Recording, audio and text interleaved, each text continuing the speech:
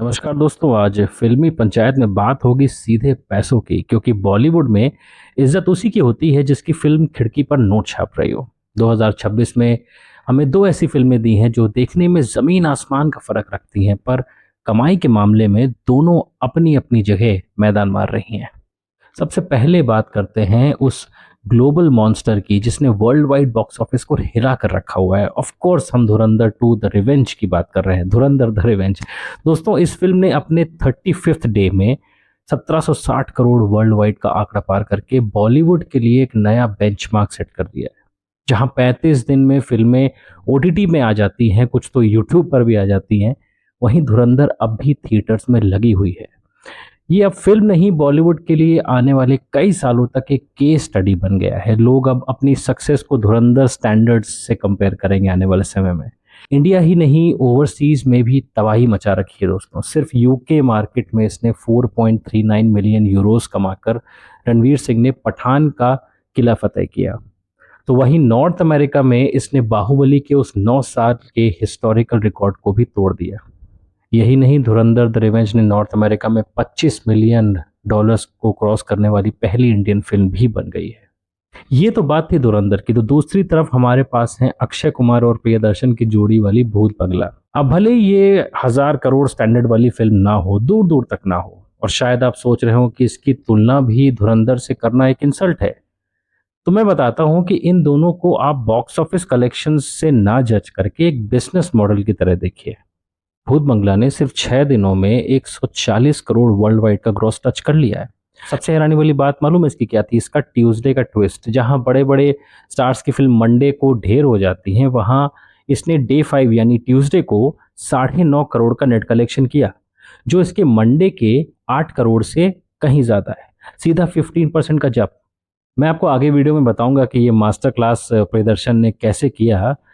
खैर, आज का मुद्दा ये है कि एक तरफ 1760 करोड़ का ग्लोबल ब्रांड और दूसरी तरफ एक मिड बजट की स्मार्ट सर्वाइवर। चलिए इन दोनों का बिजनेस मॉडल को थोड़ा और डिटेल में समझने की कोशिश करते हैं। देखिए, धुरंधर 2 की इतनी मैसिव कमाई के पीछे का असली राज क्या है दोस्तों? ये फिल्म सिर्फ एक मूवी नहीं बल्कि एक वर्ल्ड क्लास ब्रांड बन चुकी है। यहाँ गौर करने वाला शब्द है ब्रांड। इसने नॉर्थ अमेरिका में जो 25 मिलियन का शिकार किया था, उसने साफ कर दिया है कि आज की ऑडियंस ग्लोबल कंटेंट चाहती है। अगर आप उन्हें वही पुराना घिसा पिटा एक्शन दोगे तो वो थिएटर्स तक नहीं आएंगे। मेकर्स ने इस फिल्म में इंटरनेशनल स्टैंडर्ड का एक्शन और स्टोरी टेलिंग दी, तभी लोग आईमैक्स में 800 तक का टिकट लेने के लिए भी लाइन लगाकर खड़े थे। इसने बाहुबली 2 जैसी लेजेंडरी फिल्म का रिकॉर्ड तोड़कर भी ये प्रूव कर दिया कि जब आप इवेंट बनाते हो तो पूरा वर्ल्ड मार्केट आपका ब्रांड कंज्यूम करने के लिए तैयार रहता है। इस फिल्म की लेगेसी और मार्केटिंग ने लोगों में एक ऐसा फोमो क्रिएट कर दिया था कि जैसे उन्हें ये लगने लगा कि यार, अगर मैंने ये मूवी थिएटर में नहीं देखी तो शायद मैं अपने दोस्तों को या सोशल मीडिया में मैं क्या जवाब दूंगा लोगों को, मैंने ये मूवी नहीं देखी। एक फोमो मॉडल क्रिएट हो गया। यानी इसका मॉडल एकदम क्लियर है, गो बिग या गो होम। मूवी बनाओ तो इतना बड़ा बनाओ कि दुनिया दंग रह जाए, या फिर मत ही बनाओ। और वहीं दूसरी तरफ अब आते हैं जमीन की बात पर और समझते हैं उस मॉडल को जो इंडस्ट्री को असलियत में जिंदा रखता है। वो है भूत बंगला। देखिए दोस्तों, हर फिल्म धुरंधर नहीं हो सकती और शायद होनी भी नहीं चाहिए। भूत बंगला का ट्यूसडे का जंप कोई चमत्कार नहीं बल्कि मेकर्स का दिमाग था। उन्होंने देखा कि लोग फिल्म तो देखना चाहते हैं, पर वीकेंड के महंगे टिकट्स उन्हें रोक रहे हैं। इसीलिए उन्होंने मल्टीप्लेक्स के रेट्स जो पहले 350 से 400 थे, उसे घटाकर 150 160 की रेंज में लाकर खड़ा कर दिया। इसका असर ये हुआ कि जो लोग वेट कर रहे थे वो सब एक साथ निकल कर आए और ट्यूसडे की एडवांस बुकिंग मंडे की 15,000 से सीधा ट्रिपल होकर 53,000 पहुंच गई। इन्होंने कॉम्प्लेक्सिटी नहीं दी बल्कि सिंप्लिसिटी और एंटरटेनमेंट पर भरोसा किया। नॉस्टैल्जिया और सस्ते टिकट का ये कॉम्बिनेशन प्रोड्यूसर्स की जेब भरता है।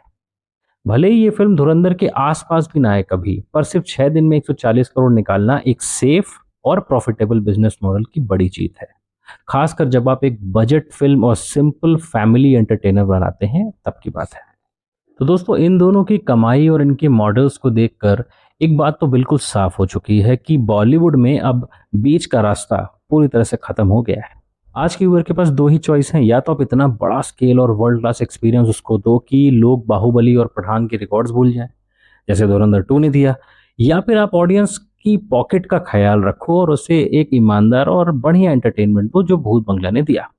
जो फिल्में इन दोनों के बीच में फंसती है ना, जिसमें ना तो बहुत बड़ा स्केल होता है और ना ही कोई दिल से बनाई गई कहानी, ऑडियंस उन्हें लेजी रीमेक्स कहकर ठुकरा रही है। आज का व्यूअर स्मार्ट है, उसे या तो आसमान जैसा विजन दिखाओ या जमीन से जुड़ा हुआ एंटरटेनमेंट, क्योंकि बीच का फोर्स्ड हाइप का डब्बा अब गुल हो चुका है। तो आपको क्या लगता है दोस्तों, क्या रणवीर सिंह ने ओवरसीज में खान्स का एम्पायर हिला दिया है? क्या रणवीर सिंह इस समय करंटली बॉलीवुड के सुल्तान हैं? क्या अक्षय कुमार का ये सस्ते टिकट वाला फॉर्मूला हर फिल्म पर अप्लाई होना चाहिए? अपनी राय कमेंट्स में ज़रूर दीजिए और अपनी पंचायत ज़रूर लगाइए। अगर वीडियो पसंद आया हो तो प्लीज़ इसको ज़रूर लाइक दीजिए और हमारे चैनल को सब्सक्राइब ज़रूर करिएगा।